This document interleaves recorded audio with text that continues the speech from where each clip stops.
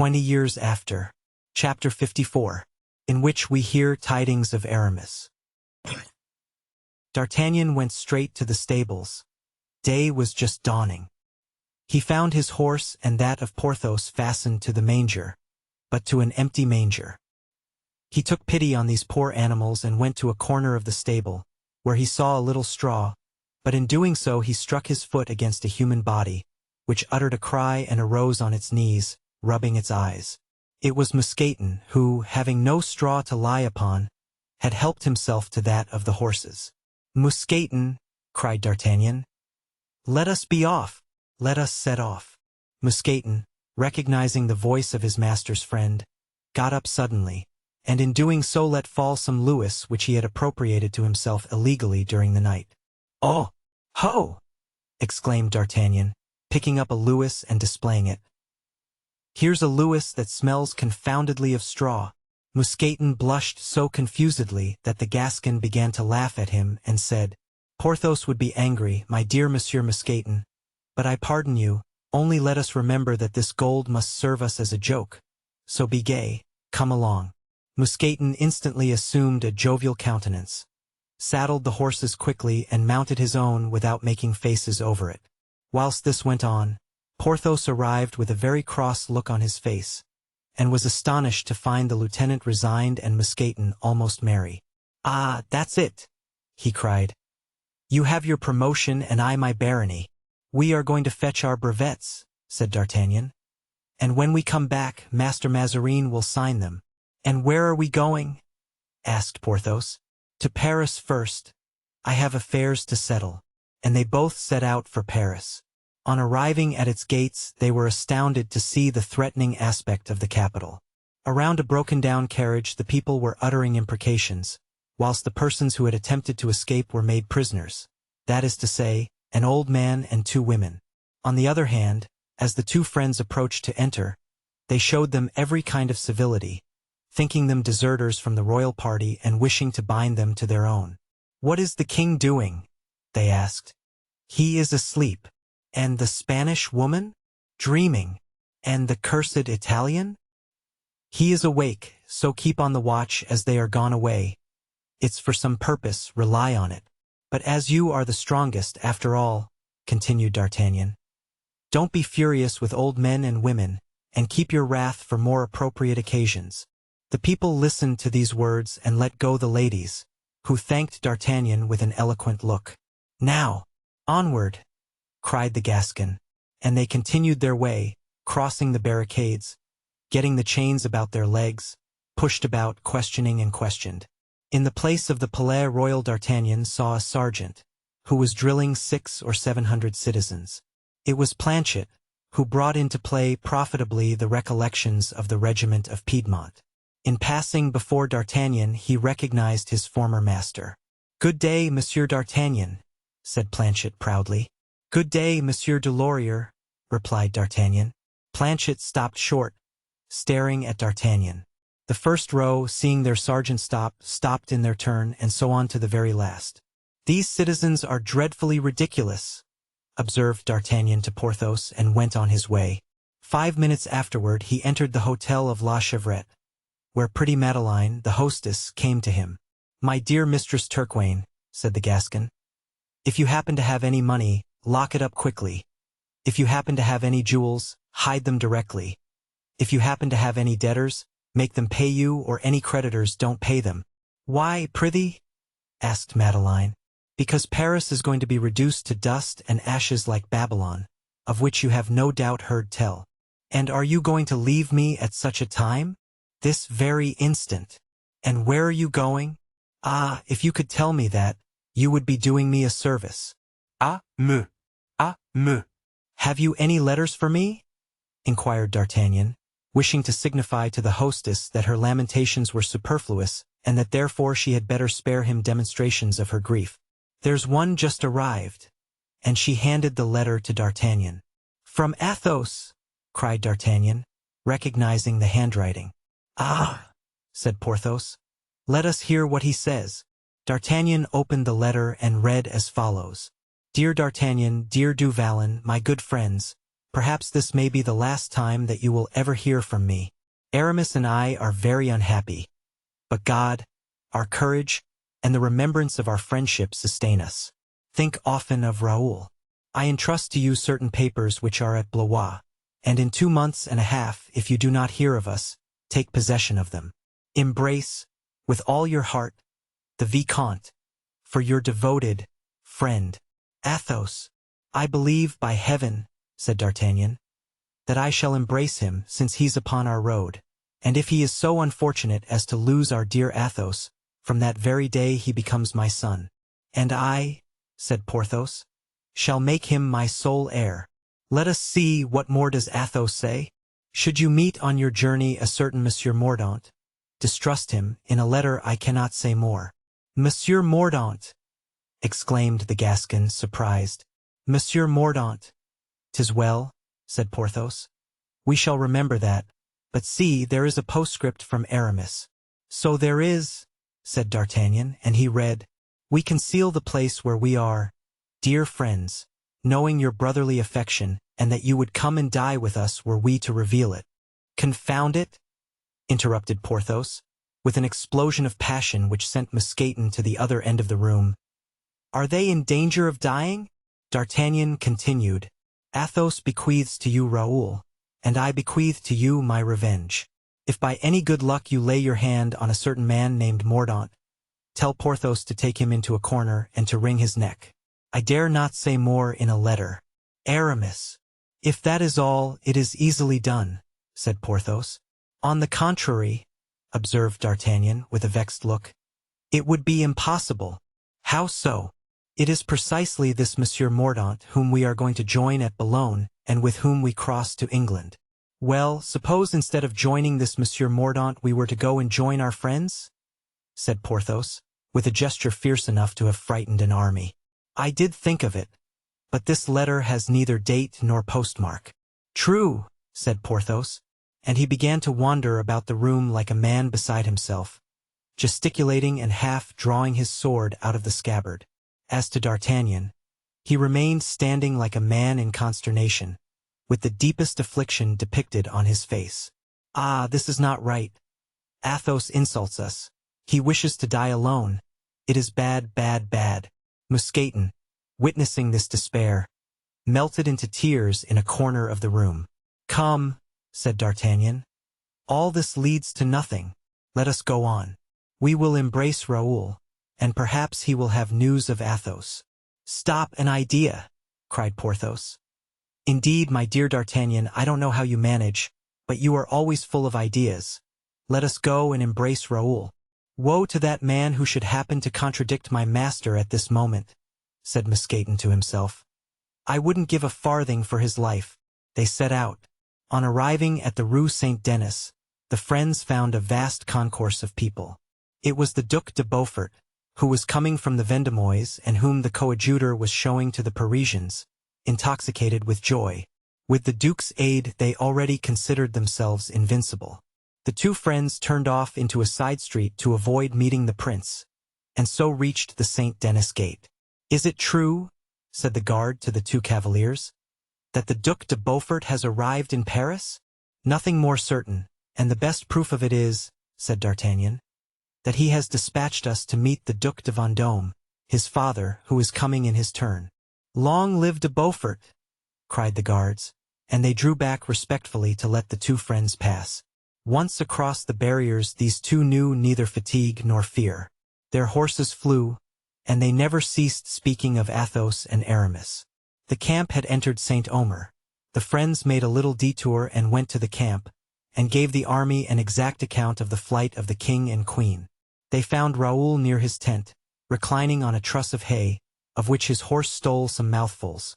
The young man's eyes were red and he seemed dejected. The Marechal de Gramont and the Comte de Guiche had returned to Paris, and he was quite lonely. And as soon as he saw the two cavaliers, he ran to them with open arms. Oh, is it you, dear friends? Did you come here to fetch me? Will you take me away with you? Do you bring me tidings of my guardian? Have you not received any? Said D'Artagnan to the youth. Alas, sir, no, and I do not know what has become of him. so that I am really so unhappy that I weep. In fact, tears rolled down his cheeks. Porthos turned aside, in order not to show by his honest round face what was passing in his mind. "Deuce take it!" cried D'Artagnan, more moved than he had been for a long time. "Don't despair, my friend. If you have not received any letters from the Count, we have received one." "Oh, really?" cried Raoul. "And a comforting one, too," added D'Artagnan, seeing the delight that his intelligence gave the young man. "Have you it?" asked Raoul. "Yes, that is, I had it," repined the Gascon, making believe to find it. "Wait, it ought to be there in my pocket. It speaks of his return, does it not, Porthos?" All Gascon as he was, D'Artagnan could not bear alone the weight of that falsehood. "Yes," replied Porthos, coughing. Give it to me," said the young man. I read it a little while since. Can I have lost it? Ah, confound it. Yes, my pocket has a hole in it." "Oh, yes, Monsieur Raoul," said Mousqueton. "The letter was very consoling. These gentlemen read it to me, and I wept for joy. But at any rate, you know where he is, Monsieur d'Artagnan?" asked Raoul, somewhat comforted. "Ah, that's the thing," replied the Gascon. "Undoubtedly I know it, but it is a mystery. Not to me, I hope?" "No, not to you, so I am going to tell you where he is." Porthos devoured D'Artagnan with wondering eyes. "Where the devil shall I say that he is, so that he cannot try to rejoin him?" thought D'Artagnan. "Well, where is he, sir?" asked Raoul in a soft and coaxing voice. "He is at Constantinople." "Among the Turks?" exclaimed Raoul, alarmed. "Good heavens! How can you tell me that?" "Does that alarm you?" cried D'Artagnan. "Pooh! What are the Turks to such men as the Comte de la Fere and the Abbé d'Herblay?" "Ah, his friend is with him?" said Raoul. "That comforts me a little. Has he wit or not, this demon D'Artagnan?" said Porthos, astonished at his friend's deception. "Now, sir," said D'Artagnan, wishing to change the conversation, "here are 50 pistoles that the Count has sent you by the same courier. I suppose you have no more money and that they will be welcome." "I have still 20 pistoles, sir." "Well, take them. That makes 70. "And if you wish for more," said Porthos, putting his hand to his pocket. "Thank you, sir," replied Raoul, blushing. "Thank you 1,000 times." At this moment Olivain appeared. "Apropos," said D'Artagnan, loud enough for the servant to hear him, "are you satisfied with Olivain?" "Yes, in some respects, tolerably well." Olivain pretended to have heard nothing and entered the tent. "What fault do you find with the fellow?" "He is a glutton." "Oh, sir!" cried Olivain, reappearing at this accusation. "And a little bit of a thief." "Oh, sir! Oh! And, more especially, a notorious coward." Oh, sir! You really vilify me," cried Olivain. "The deuce!" cried D'Artagnan.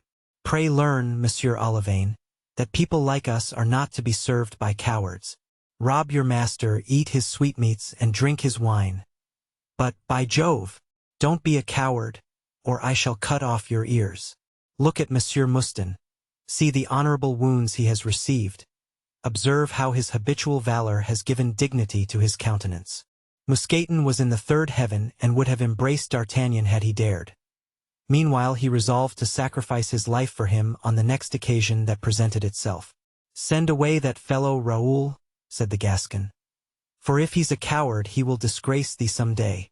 "Monsieur says I am coward," cried Olivain, "because he wanted the other day to fight a cornet in Gramont's regiment, and I refused to accompany him." "Monsieur Olivain, a lackey ought never to disobey," said D'Artagnan sternly.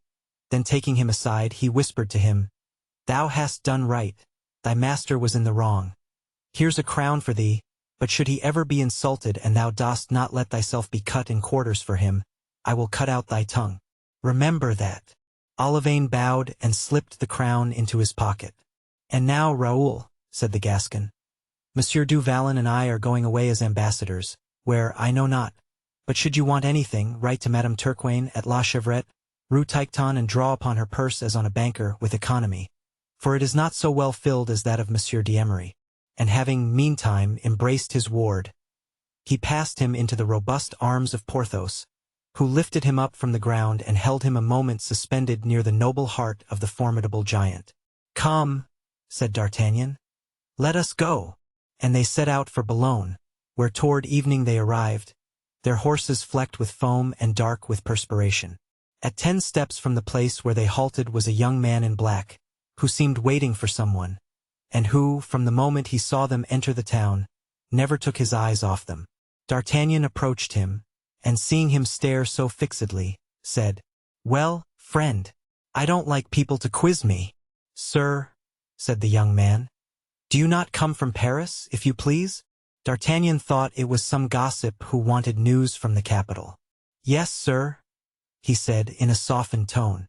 "Are you not going to put up at the Arms of England?" "Yes, sir." "Are you not charged with a mission from His Eminence, Cardinal Mazarin?" "Yes, sir." "In that case I am the man you have to do with. I am M. Mordaunt." "Ah," thought D'Artagnan, "the man I am warned against by Athos." "Ah," thought Porthos, "the man Aramis wants me to strangle." They both looked searchingly at the young man, who misunderstood the meaning of that inquisition. "Do you doubt my word?" he said. "In that case I can give you proofs." "No, sir," said D'Artagnan, "and we place ourselves at your orders." "Well, gentlemen," resumed Mordaunt, "we must set out without delay. Today is the last day granted me by the cardinal. My ship is ready, and had you not come I must have set off without you, for General Cromwell expects my return impatiently." "So," thought the lieutenant, "'tis to General Cromwell that our dispatches are addressed." "Have you no letter for him?" asked the young man. "I have one, the seal of which I am not to break till I reach London. But since you tell me to whom it is addressed, 'tis useless to wait till then." D'Artagnan tore open the envelope of the letter. It was directed to Monsieur Oliver Cromwell, General of the Army of the English nation. "Ah," said D'Artagnan, "a singular commission." "Who is this Monsieur Oliver Cromwell?" inquired Porthos. "Formerly a brewer," replied the Gascon. "Perhaps Mazarin wishes to make a speculation in beer, as we did in straw," said Porthos. "Come, come, gentlemen," said Mordaunt, impatiently. "Let us depart." "What?" exclaimed Porthos, "without supper? Cannot Monsieur Cromwell wait a little?" "Yes, but I—" said Mordaunt. "Well, you," said Porthos. "What then?" "I cannot wait." "Oh, as to you, that is not my concern, and I shall sup either with or without your permission." The young man's eyes kindled in secret, but he restrained himself. "Monsieur," said D'Artagnan, "you must excuse famished travelers. Besides, our supper can't delay you much. We will hasten on to the inn. You will meanwhile proceed on foot to the harbor. We will take a bite and shall be there as soon as you are." "Just as you please, gentlemen, provided we set sail," he said. "The name of your ship?" inquired D'Artagnan. "The Standard." "Very well. In half an hour we shall be on board." And the friends, spurring on their horses, rode to the hotel, the Arms of England. "What do you say of that young man?" asked D'Artagnan as they hurried along. "I say that he doesn't suit me at all," said Porthos, "and that I feel a strong itching to follow Aramis's advice." "By no means, my dear Porthos. That man is a messenger of General Cromwell. It would ensure for us a poor reception, I imagine, should it be announced to him that we had twisted the neck of his confidant." "Nevertheless," said Porthos, "I have always noticed that Aramis gives good advice." "Listen," returned D'Artagnan, "when our embassy is finished." "Well, if it brings us back to France." "Well, we shall see." At that moment the two friends reached the hotel, Arms of England, where they supped with hearty appetite and then at once proceeded to the port. There they found a brig ready to set sail, upon the deck of which they recognized Mordaunt walking up and down impatiently. "It is singular," said D'Artagnan, whilst the boat was taking them to the Standard. "It is astonishing how that young man resembles someone I must have known, but who it was I cannot yet remember." A few minutes later they were on board, but the embarkation of the horses was a longer matter than that of the men, and it was 8 o'clock before they raised anchor. The young man stamped impatiently and ordered all sail to be spread. Porthos, completely used up by 3 nights without sleep and a journey of 70 leagues on horseback, retired to his cabin and went to sleep. D'Artagnan, overcoming his repugnance to Mordaunt, walked with him upon the deck and invented 100 stories to make him talk. Mousqueton was seasick.